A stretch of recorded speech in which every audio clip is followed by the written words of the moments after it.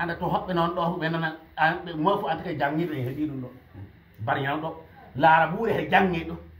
fulfulde he jange ɗo faransiɗe he jange ɗo nder bariñaw ɗo mbaɗa ɓe wala janga ha yaade lasara janga ɗum ɓuray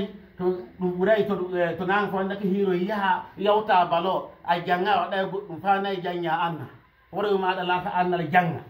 ɓuranama ay modibbo koyke kabirun bila ilmun ma al sughra ha sigarun lahu ilmun ma al kubra nano alfa maw pettel wodugel annal kangel latimol kangel he mawɗo no amma mawɗo bano wonno mawni ta wala annal to an sukonno gam majjutiruɗen acto yeɓuɗen sukaɓe meɗen allah yeɓuɗen ɓeygu meɗen allah yeɓuɗen ɓeygu meɗen en tinne wallen to en heeɓi ɓeygu wallen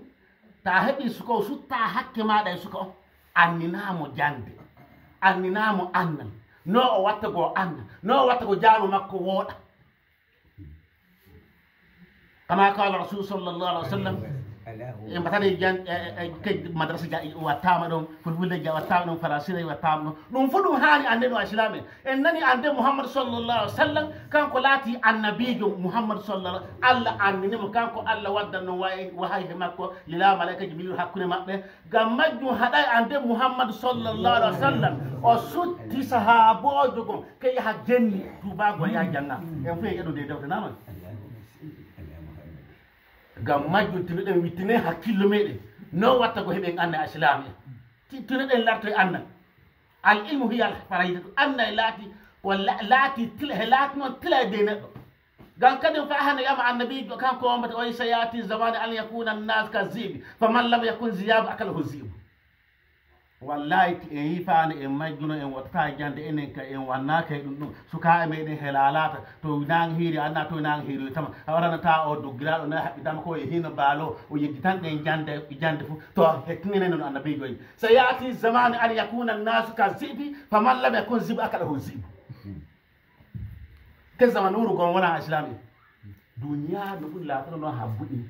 to an a lataki buuru ñaami Allah jaabo noon so ni en waɗi enen en waɗi en jooɗodi ñiɓɓere ne en no kiri en no en janggano enen jooɗodi ñiɓɓe ko waɗɗa heɓuɗa fof woɓɓe heɓanɗa woɓɓe heɓanɗa te yidde qur'an ande mouhammad sallallah sallam allah fuɗɗirimo noon kay janggo to ya de surat to ya ikira bismi rabbika allazi khalaqa al insana min alaq ikira wa rabbuka al akram ɗon fu annabijo badda amma fato abou jahal yinna fato makko ɗon keddino annabijo badda ɗo allah yima ikira jangu rasul sallallah sallam jangu ikira bismi rabbika allazi khalaq jangu inne doma tagɗoma o sey janga